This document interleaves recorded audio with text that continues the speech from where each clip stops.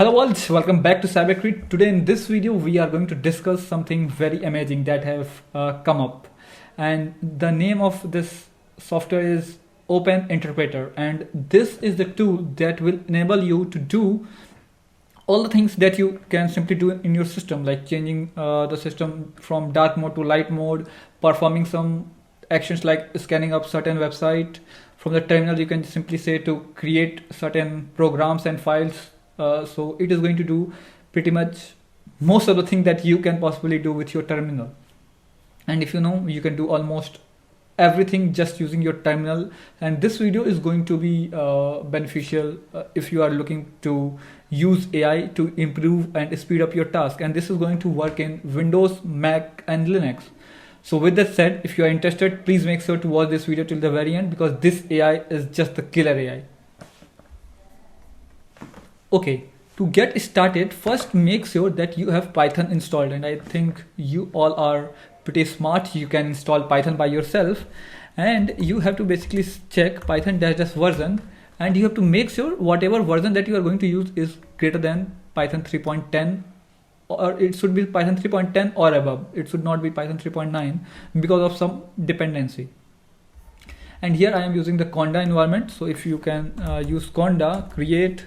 So something like you can create Conda, create whatever environment name you want to create, and then the Python name. So if you have installed Anaconda, you can do something like this, and Python dash -m whatever env if you are using, you can do with that too. So if you have get this setup with the Python 3.10, now let's start by installing it. So to install, we can simply say pip install Open Interpreter. So if you are going to press enter, this is going to install for you, but for me it's not going to do so because I already have installed it. And once it is installed, it is very easy. You can say interpreter dash y. So here you can say interpreter dash y. It is going to say welcome to Open Interpreter and GPT-4 recommended. So Open API AI key. So you have to put it Open AI API key. So either you can simply export and keep your API key in your environment variables. So if you are using Windows, you can go and set it up on your environment variable. If you are just using Linux, you can Linux or Windows or Mac, by terminal you can export Open API key and then save it to the source. So like that you can do, but for now I'm simply going to paste. So if you paste here, so I have basically pasted here, and now it is going to ask for the prompt. So yes, here I told interpreter -y. So there are other ways. So if you just write interpreter, it is going to ask you every time if it is it should run that particular code or not. But if you write with interpreter -y, it is not going to ask that whether it should run that particular code or not. Okay, so the first time that you are going to open the interpreter, it might take some time. For me it took around 1 to 2 minutes, but once you have started it for the first time, it is going to work pretty much very smoothly. So now if I try to let's try it with some simple command. Scan the networks available. So let's try to give so scan the network available. So it is so here it is going to give us every step that is going it is basically going to use. So execute a shell command to scan the available network. So here parse the output and present it in a readable format. Now it is going to write the code for that. So here you are going to see whatever code it is going to run, and then it is also going to simply fix itself and then basically try to provide us the output. I don't know why it's writing airport.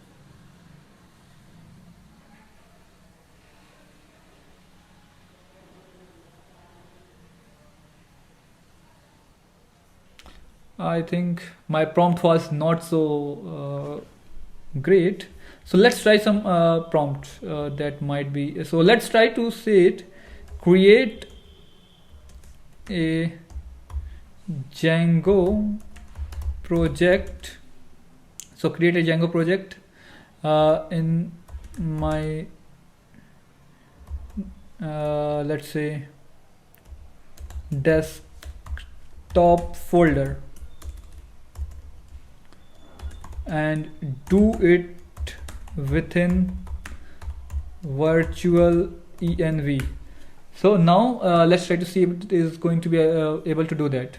So sure, I can help you with that. So navigate to the desktop directory, create a virtual environment. So it is planning to do. So cd desktop, now it might have got into the desktop. Now that we are in the desktop directory, let's create a new virtual environment. So it is going to create a virtual environment, then it is going to take this all step. So create a new Django project. So in the virtual environment Django env we have created. Now let's activate it. It is going to activate. So source Django bin activate.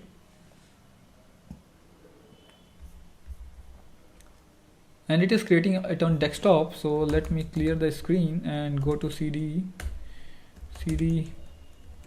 desktop, and the name of the folder it have created is let me see, it's what Django env. Let me just ls and see cg my Django project. So my Django project manage.py cat manage.py. Yes, so here it is Django command line utility for administrative task. It have created the code, and let me go. So Django start project, and the Django project has been created on your desktop, and I can basically see it there that it have actually created it, my Django project, and here also you can see my Django project. So it has successfully created our task. So now let's ask it to use Nmap to scan the networks. So we can say use Nmap to scan my network. So this is the command that I want to show something new to you. So here it is going to say, sure, I can help you with that. Install Nmap. If it is not already installed, use Nmap to scan the network. So if it is not installed, so it is going to check which Nmap. So Nmap not found. So now it seems Nmap is not installed on your machine. We can install it using brew, because it understood that I am using and I am on the Mac system. So we are going to use brew to install it. So it is going to run brew install Nmap, and then it will try to install it using brew. So if so here it also lay down, if brew is not installed, you can install it by running the command this. So it is going to even install the brew for you. So it is now installing it. So let's wait for it to be completed. So now the Nmap has successfully been installed.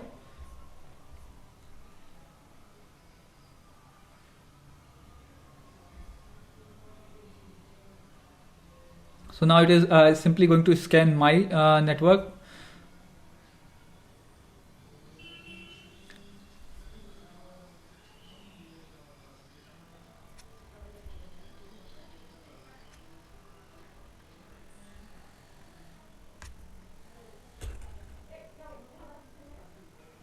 So now it is basically performing the scan, pinging.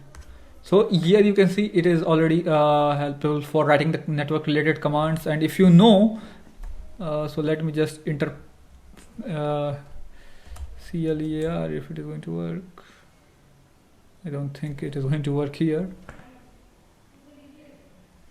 but yes. So here you see the output is truncated, so it is able to scan that particular network. So let me try to use some more prompt. So let me say let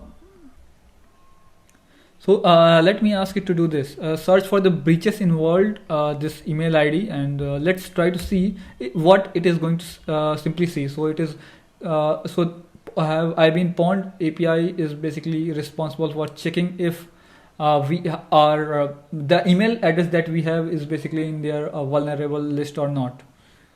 But I think for this, let's see if it is going to work or not. If it does not require API key, it is going to work.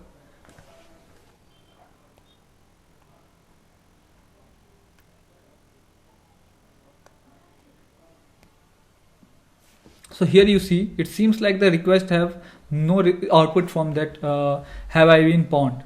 So which means that this email ID is not basically inside their own database. So here it gives you very clear message that it just means that it is not in their database, but it can be breached.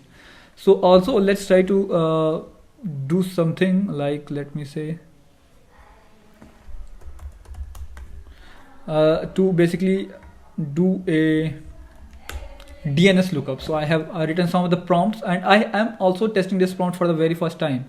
So sure, we can help with that. You can use the dig command, and if so, let's suppose you don't know anything, you could simply say, ask it what you actually want the output from. So it is simply going to trace whatever things is going to happen. So because it knows what all processes are involved, and it breaks down those processes, and then it basically keeps on getting the output. So DNS query was successful, whatever. So let me also try to use the prompt.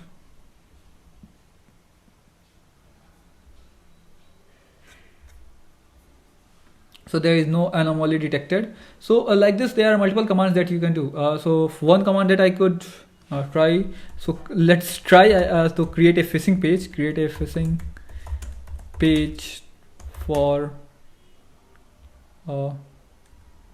old Facebook page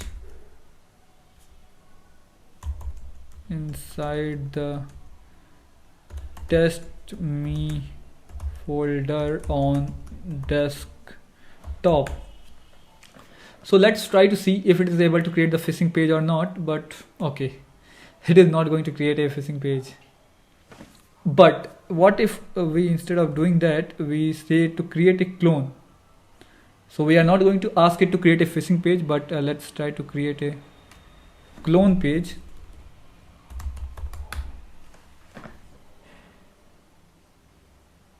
I think it already knew that what we are trying to accomplish, but nothing.